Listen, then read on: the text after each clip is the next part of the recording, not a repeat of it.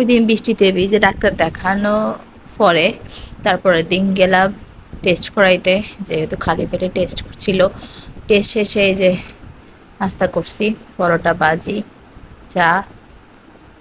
বৃষ্টিতে ভিজার কারণে গলার অবস্থা খুবই খারাপ। তারপরে গেলাম একটু সিএসডিতে কেনাকাটার জন্য। আসসালামু আলাইকুম, welcome to my page blog with Monis. সবাই কেমন আছেন? আশা করি সবাই ভালো আছেন। আমিও আলহামদুলিল্লাহ মোটামুটি ভালো আছি। এত গলা বসে গেছে সামান্য একটু বৃষ্টিতে ভিজে, কথা বলতে কষ্ট হচ্ছে। এই ক্যান্টনমেন্ট এরিয়াটা এত সুন্দর,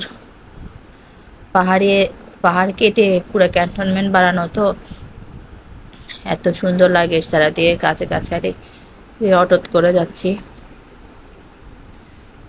দুই পাশের এরিয়াটা এত সুন্দর, গাছ গাছ, বড় বড় পাহাড়, খুব সুন্দর একটা এরিয়া, এত নিরিবিলি।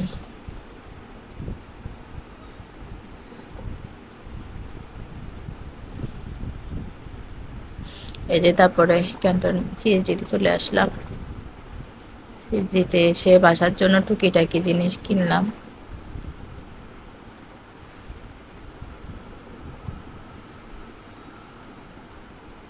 কিনা শেষে বাসায় চলে আসছি। বাসায় এসে যেহেতু পেট আছে, রান্না তো করতেই হবে, যতই শরীর খারাপ থাকুক। সে ডাল বসালাম, ডাল আর ওই পাশে যে কচু বাফাই ফাটাইছিল আমার মা বাড়ি থেকে, ওইটা ঠিক করতেছিলাম।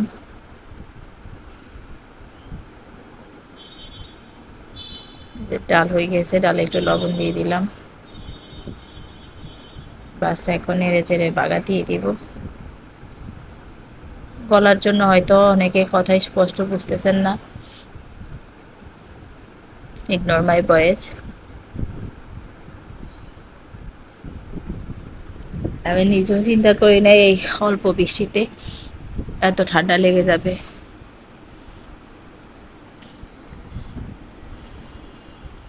আর এখন আমার শরীরে যা কন্ডিশন, জ্বর সর্দি আমার শরীরের জন্য খুব খারাপ। যেহেতু এখন আমার থার্ড ট্রাইমেস্টার চলতেছে।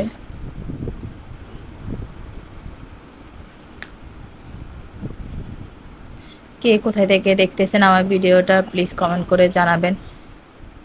যে যেখান থেকে দেখেন আমার ভিডিওটা প্লিজ লাইক করে দিবেন, আর ইউটিউব থেকে দেখলে প্লিজ সাবস্ক্রাইব করে দিবেন। এটা আমি পেঁয়াজ কেটে বাগার দিয়ে দিচ্ছি ডালে।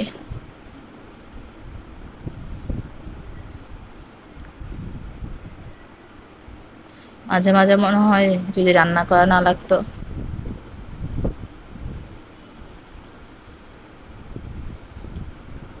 এই পাশে আমি পটল ভেজে নিব। অনেক ইউটিউবে ফেসবুকে সব সময় দেখছি যে সবাই পটল এইভাবে কেটে লবণ হলুদ দিয়ে মাখায় ভাজি করে। আমি কখনো খাই নাই, তাই আজকে ট্রাই করলাম, দেখি কেমন হয়। অনেকে বলবেন কি এমন রেসিপি যে আপনি খান নাই। এক একজনের আর খাওয়ার চাহিদা বা খাওয়ার রুচি এক এক রকম।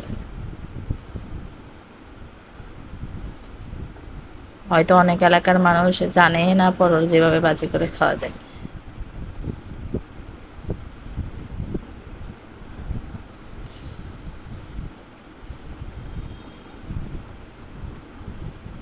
সুন্দর করে লবণ হলুদ দিয়ে সরষের তেলের মধ্যে দিয়ে দিলাম।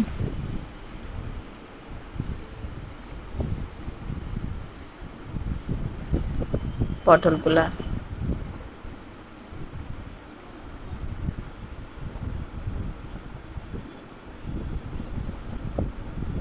এখন উল্টিয়ে দিব। উল্টা দিয়ে একটা পড়ে গেছে পাশে। সুন্দর করে পাশ ওপাশ করে লাল লাল করে ভেজে নিব।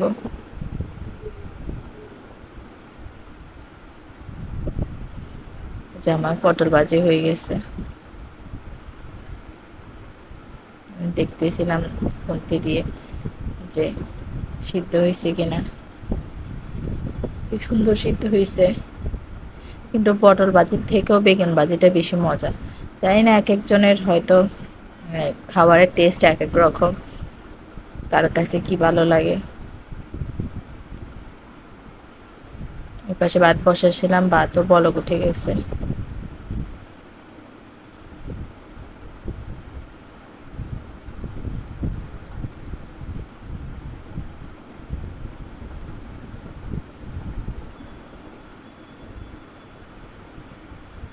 শেষ। তারপরে যে পাশে কচু রান্না করব, এই জন্য প্রথম রসুন কুচি দিয়ে দিলাম তেলের মধ্যে।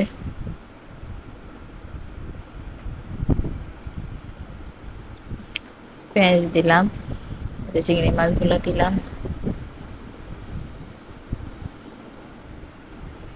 চিংড়ি মাছগুলো ভালো করে নেড়ে চেড়ে ভেজে নিব। এই যে একটু পানি দিয়ে দিলাম। সব মশলা, হলুদ, মরিচ, জিরার গুঁড়ি দিয়ে ভালো করে কষিয়েছে। আগে থেকে বাফানো কচুগুলো দিয়ে দিলাম। আইরে এক সময় এগুলো রান্না করলে ভাতও নিতাম না, আর এখন এই কচুর দিয়ে মনে হয় 2-3 প্লেট ভাত অনায়াসে খেয়ে ফেলতে পারি। এখন এগুলো এত মজা লাগে। এটাই, মানুষের বয়স হওয়ার সাথে সাথে মানুষের সব কিছুই চেঞ্জ হয়। ছোটবেলায় কত কিছু খাইতাম না। ছোটবেলায় কেন, আমার মনে হয় আমি যখন অনার্স ফার্স্ট কি সেকেন্ড ইয়ারে পড়ি, বিয়ের আগে, তখনও আমি কত কিছু খাইতাম না।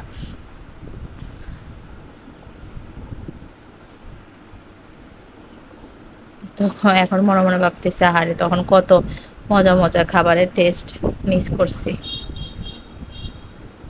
যে ভালো করে সুন্দর করে কষিয়ে, আমি আর পানি দিব না, এখানে যা একটু পানি আছে এটার মধ্যে অল্প আছে কষিয়ে নেব ভালো করে। যে যদি আগে থেকে বাফানো, আগে থেকেই 80% 90% হওয়া। এখন ভালো করে যে হয়ে গেছে, কচু ভাত হয়ে গেছে। এখন রান্নাঘরটা পরিষ্কার করে নিব। রান্নাঘর পরিষ্কার না থাকলে রান্না করে মানে মনে হয় না আরাম পাওয়া যায়।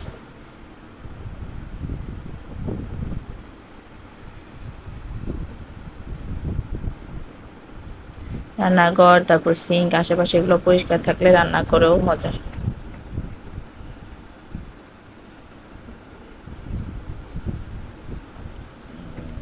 ভালো করে ধুয়ে পরিষ্কার করে নিচ্ছি।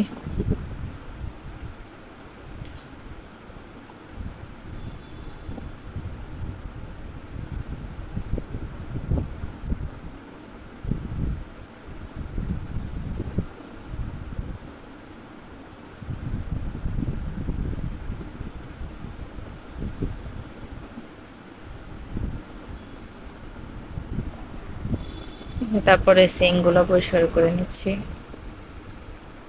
সিঙ্কের যে হাঁড়ি পাতিল ছিল এগুলো ভালো করে ধুয়ে সিঙ্কের আশেপাশটা পরিষ্কার করে নিচ্ছি।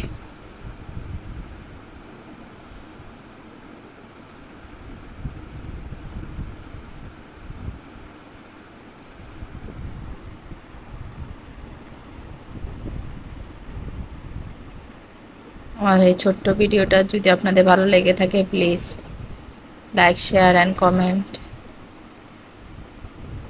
করবেন।